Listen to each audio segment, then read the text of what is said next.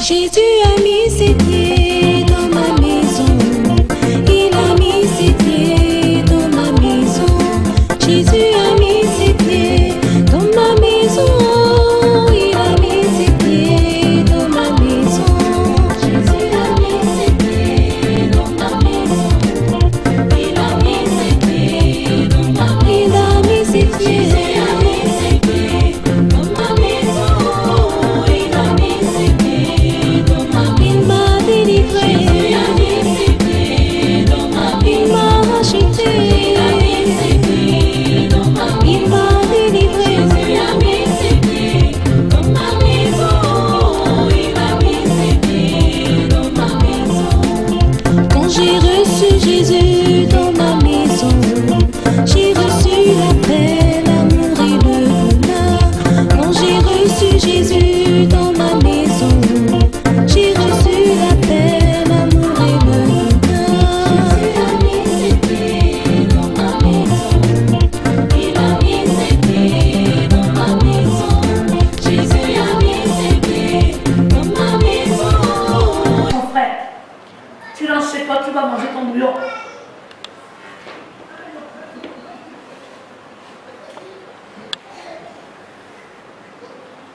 Peu de personnes après le culte qui prophétisent pour le pasteur qui a prêché. Hein? Quand tu rentres, tu dis Seigneur, je prophétise vraiment que mon pasteur soit un homme ou une femme point. Je prophétise au nom de Jésus. Que l'esprit de sagesse habite en elle, je proclame, je veux voir l'esprit de sagesse, je veux voir qu'elle s'exprime avec sagesse, je veux voir qui fait ça. Hein? Tu finis de recevoir la parole, tu finis de te rouler au sol, tu finis de crier la bababa, tu finis, tu rentres chez toi, tu vas manger ton niemboué. Alléluia. Je proclame que mon pasteur ne doit manquer de rien. Ah! Qui prophétise comme ça? Je prophétise que cette semaine, que mon pasteur a mangé chez lui. Hein? Qui prophétise comme ça? Tu ne peux même pas donner l'argent, mais comme tu as déclaré la parole s'accomplit, quelqu'un va apporter la nourriture au sac de lui au pasteur. Hein? Dis à ton frère, il faut commencer à prophétiser. Il faut commencer à prophétiser. Tout commence par la prophétie. Dieu a commencé la création par la prophétie. Donc ta vie va commencer, ton bonheur commencera par la prophétie. Par ta prophétie, ce n'est pas quelqu'un, c'est toi qui dois prophétiser sur ta propre vie. Amen. Tu es le maître de ta destinée. Arrête de diriger ta vie dans les lieux où tu peux faire naufrage. Arrête de diriger ta vie dans la tempête. Quand tu te trouves dans une tempête, ne te dirige pas vers l'œil du cyclone. Demande au nom de Jésus comment le bateau se dirige. C'est comment le bateau se dirige ailleurs. Alléluia. Ne sois pas celui qui dit, tu es derrière la tempête arrive, tu vois la tempête. Tu dis, oh, là je vais l'entrer dans la tempête. Je vais l'entrer dans la tempête. Je vais l'entrer dans la tempête. Alléluia. Ou bien vous qui conduisez, tu es au volant. Tu dis, hey, je vais faire l'accident. Ah, je vais faire l'accident. Je vais faire l'accident. Je vais faire l'accident. Oh, je vais faire l'accident.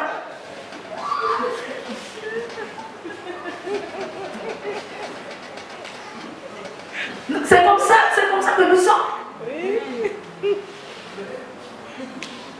On dit, Seigneur Jésus, je ne ferai pas d'accident. Je ne ferai pas d'accident. Je maîtrise le volant. Je maîtrise mon volant. Je maîtrise mon volant. Au nom de Jésus, je maîtrise mon... Hey! Je vais faire l'accident. Hey, Seigneur, je meurs. Seigneur, je meurs. Je vais mourir avec tous mes enfants. C'est ça de déclaration.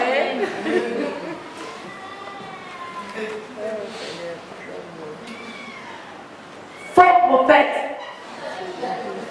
Faux prophète de ta propre vie. Alléluia. J'ai vu une soeur, elle était tombée. Oh, selon elle, elle est dans la famille la plus dangereuse du Gabon. Les plus grands sorciers se trouvent dans sa famille. Quand elle est tombée, elle était, oh, les sorciers. Oh, là ils vont m'atteindre. Là ils vont m'atteindre. Satan m'a eu. Il m'a eu, le diable m'a eu. Il m'a eu. Il va encore bien t'avoir. La Bible déclare que tu te dégages, tu sors du filet. Tu te dégages, tu es tombé, relève-toi. Dégage-toi. Oh mon Dieu. Oh mon Dieu, je sens les présences dans la maison. Je sens les présences. Oh, mais tu as demandé pardon à Dieu. Tu as confessé. Tu sens encore quelle présence. C'est toi qui les appelles.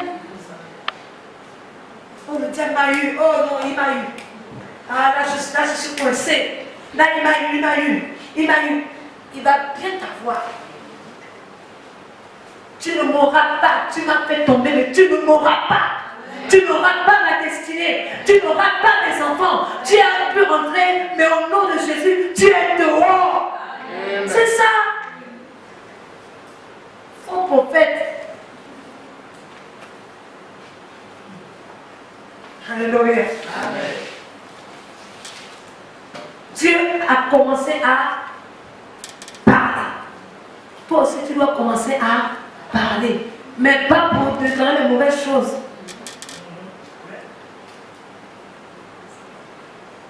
Est-ce que au commencement de la jeunesse, il est écrit que Dieu dit, on va lire. Pour bien illustrer la chose. Parce qu'il faut bien comprendre. Là, on ne parle pas de ceux qui ont le ministère des prophètes. On parle de ceux qui ont le don de prophète. Ça veut dire nous autres. Hein?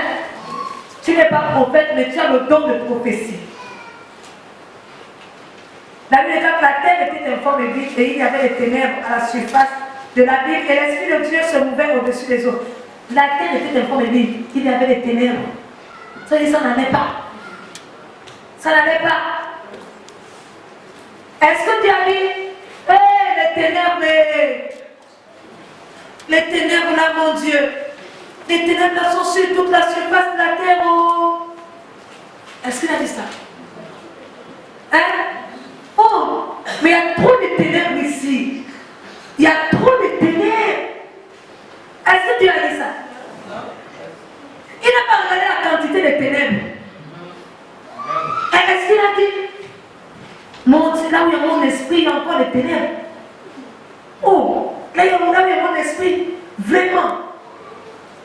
Oh mon Dieu, regardez la surface de la Bible. Est-ce qu'il a dit, comme oh, je suis chrétienne, mais pourquoi telle chose m'arrive encore? Je suis encore comme ça. Est-ce qu'il a dit ça? Son esprit était où? Son esprit était là, non? Dans les ténèbres. L'esprit de Dieu vivant se trouvait où? Dans les ténèbres, à la surface de la Bible. Est-ce que Dieu s'est inquiété du fait que son esprit se trouve dans les ténèbres à la surface de la Bible? Non. Alors pourquoi tu t'inquiètes de ce que ta vie soit dans les problèmes dans un tourbillon?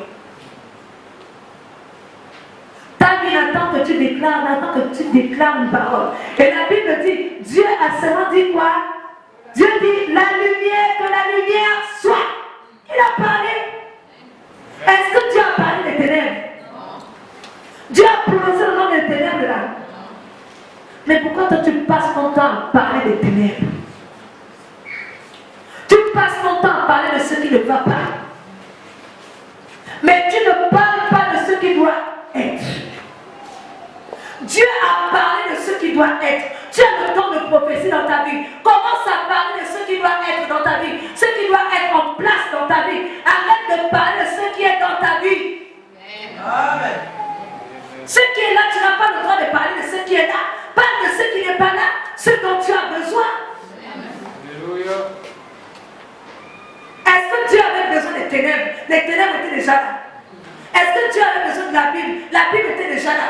Il avait besoin de la lumière pour que les ténèbres ne soient plus. Oh, chrétien. Alléluia. chrétiens. Ne soyons pas des chrétiens, mais des chrétiens. Alléluia.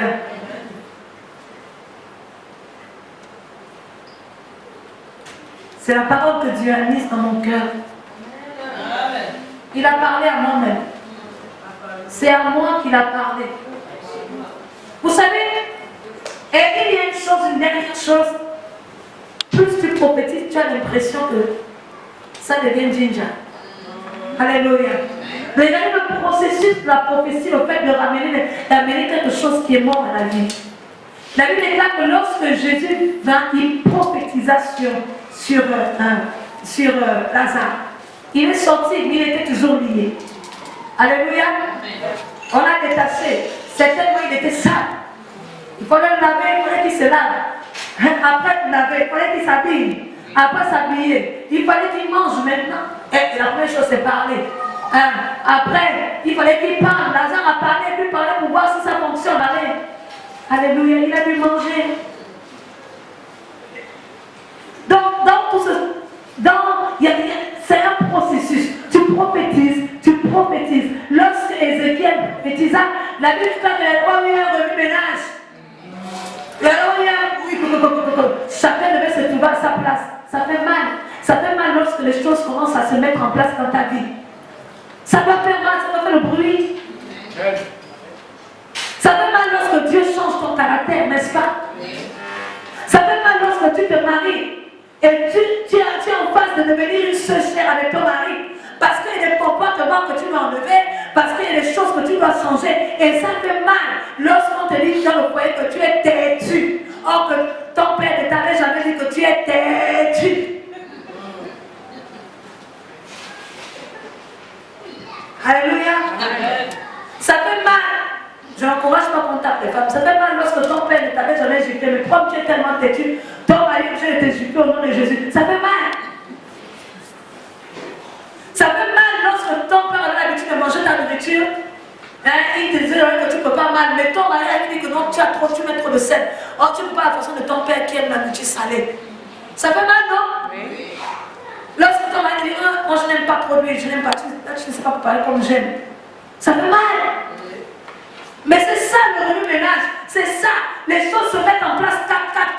Lorsque le pied de en Zion, ça peut cogner quelqu'un à coup de route. Hein?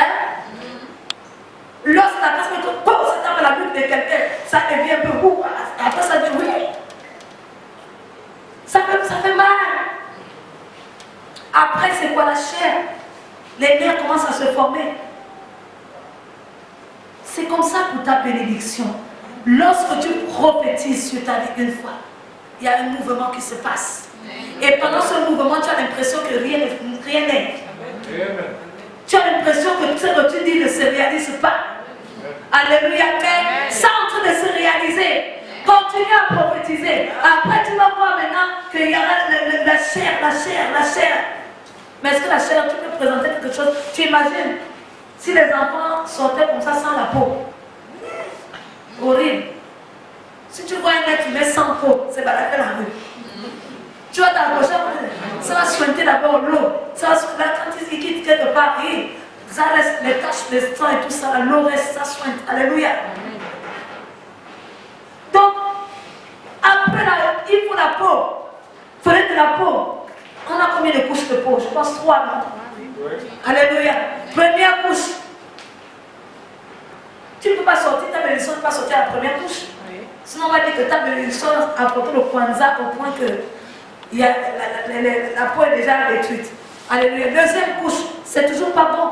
Parce que le soleil, quand ça frappe sur la peau, là, les gens qui ont tellement frotté le kwanzaa, on ne peut plus t'opérer. Genre, tu as besoin de protection pour la peau. Alléluia.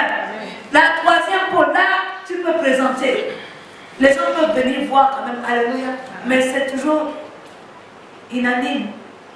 Tu ne peux pas bouger. Ta bénédiction ne peut pas bouger. Tu peux pas présenter. Est-ce que tu peux présenter un enfant qui ne bouge? Non. Alléluia. Tu continues à prophétiser. Amen. Quand tu vas dans l'enfant, l'enfant, alléluia, l'enfant se met debout. Tu dis, venez voir, alléluia. C'est alors que tu peux montrer ta prophétie aux gens. Oui. Debout, ça veut dire que les gens peuvent voir ça. Les gens peuvent contempler ce que tu as proclamé. Maranatha. Jésus est vivant. Alléluia. Voici la parole que Dieu a mise dans mon cœur, c'était pour moi seul. Alléluia. C'était pour moi seul. Dis à ton frère que ne sois pas un faux prophète. Prophétise, sois un vrai prophète, prophétise de bon. Déplace-toi, pas à ton frère. Sois une vraie prophète. Alléluia. Merci Seigneur pour ce merveilleux culte que nous avons passé en ta présence. Je suis la bergère Saint-Élia, fille spirituelle appelée Nance, Éternel qui se tient devant la face de Dieu. Vous étiez ici dans le ministère colonne de feu et de nuée de l'église, la maison de prière, 6 ans en face de l'école publique de Zion 4. Nous avons parlé du don de prophétie ce matin. Alléluia. Et Dieu pouvait nous dire que tu es le propre prophète de ta vie. Amen. Tu es le prophète de ta destinée. C'est toi qui amènes ta vie dans les hauteurs. C'est toi qui l'amènes aussi dans les bassesses. Alléluia. Arrêtons d'être les faux prophètes de nos vies. Les faux prophètes de la nation. Parce que Dieu a dit au Gabon, c'est une nation bénie. Alléluia. Arrêtons d'être les faux prophètes. Alléluia. C'est un constat.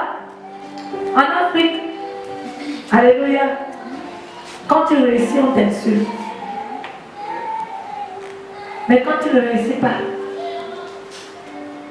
tu vas voir beaucoup de gens venir te regarder, mais pas pour t'aider, mais juste pour te regarder. Alléluia. Il faut changer. Soyons des bons prophètes. Apprenons à prophétiser les bonnes choses sur la nation. Amen. Alléluia. Et le tabac dit, tu dis Seigneur, tu m'as donné le don de prophétie, je veux faire bon usage de ce don. Fais bon usage du don de prophétie que Dieu t'a donné en tant qu'enfant de Dieu. Il a dit qu'il répandrait de son esprit sur toute chair. Vos fils et vos filles prophétiseront. Alors fais bon usage autant pour moi, du don de prophétie que Dieu t'a donné. Prophétise de bonnes choses. Là où il y a le chaos, amène de bonnes choses. La bouche que Dieu t'a donnée, ce n'est pas seulement pour manger. Arrête de chercher à manger les choses du pays. Commence à prophétiser. Tu veux seulement manger les richesses du pays, mais tu ne veux pas prophétiser sur le pays. Tu as des problèmes spirituels, tu cours à l'église, mais tu ne veux pas prophétiser pour l'église. Tu ne veux pas prophétiser pour ton pasteur. Je prophétise que mon père spirituel est un bon père spirituel. Je prophétise qu'il est sage. Je prophétise que c'est un homme intègre. Je prophétise que c'est un homme fidèle à Dieu. Je prophétise que c'est un homme de principe. Je prophétise que c'est un homme de valeur. Je prophétise que mon père spirituel apporte au point de Messie est un homme de Dieu sûr.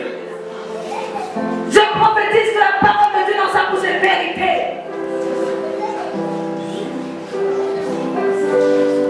Et là, commence à prophétiser sur ton église. Et lève ta voix. C'est comme ça que tu élèves ta voix, tu prophétises.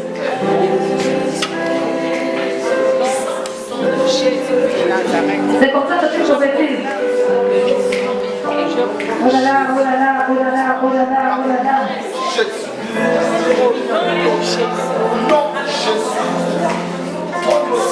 Mais je comprends pourquoi le pasteur a des problèmes.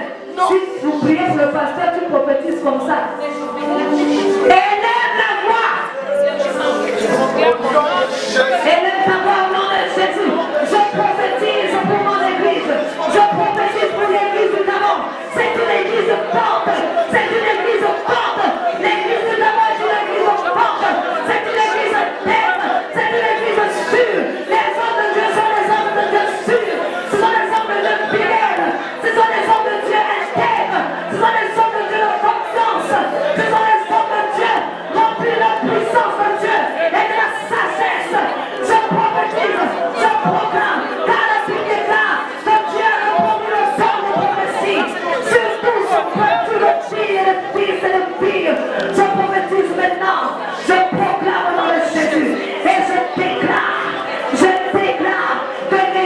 l'église du Gabon est debout. Je déclare que l'église du Gabon est debout. Je déclare que l'église du Gabon marche. Je déclare que l'église du Gabon va de gloire en gloire. Je déclare que l'église du Gabon est forte. Je proclame, je déclare que l'église du Gabon est pure. Je déclare que l'église du Gabon est sainte. Je déclare au nom puissant de Jésus. Au nom de Jésus. Je déclare que l'église du Gabon est vivante. Je le déclare dans le nom de Jésus. Je déclare que les hommes de Dieu sont debout. Je déclare que tous ceux qui étaient tombés, tous ceux qui étaient morts dans l'église reprennent vie. Au nom puissant de Jésus, sur ta parole, Seigneur, je déclare, tu as dit prophétise, prophétise justement. Alors je prophétise sur l'église. Je déclare que je vais entendre la voix des hommes et des femmes. Prophétise, prophétise, prophétise, prophétise, prophétise, prophétise sur l'église. Prophétise sur l'église du Gabon. Je déclare que l'église du Gabon est unie. Je déclare, je prophétise l'unité. Je déclare l'unité. Je ne prophétise pas en fonction du temps. Je prophétise parce que la Bible déclare que la vie d'abord est debout à l'homme. Je proclame que l'église du Gabon est debout. Je proclame que l'église du Gabon est unie. Je proclame l'unité du corps de Christ dans le Gabon. Je proclame dans le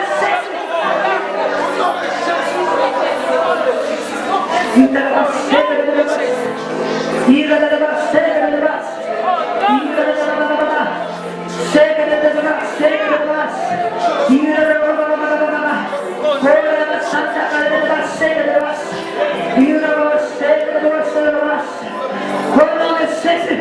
Je prophétise que l'église du Gabon est debout. Je prophétise que l'église du Gabon est forte.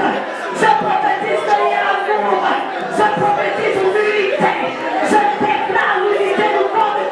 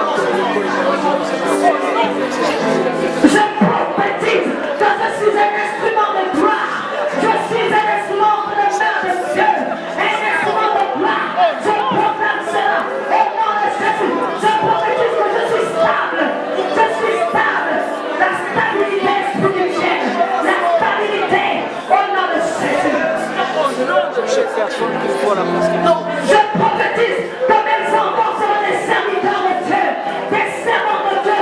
Je prophétise que je puisse les nations, que de mon ventre sortiront des rois et des reines, des présidents, des gouverneurs, des ministres de culte, au nom de Jésus.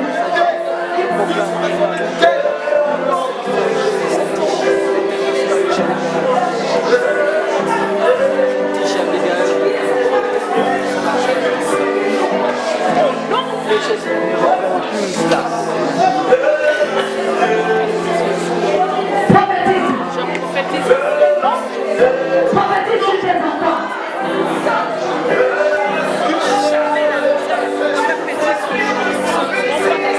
Je prophétise que je suis saint.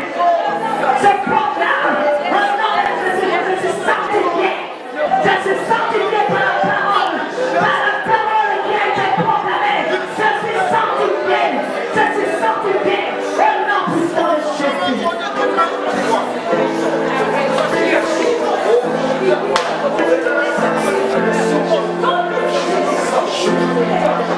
Si tu avais un problème dans ta vie qui ne marchait pas, si tu étais malade, tu es malade, tu sens une douleur quelque part,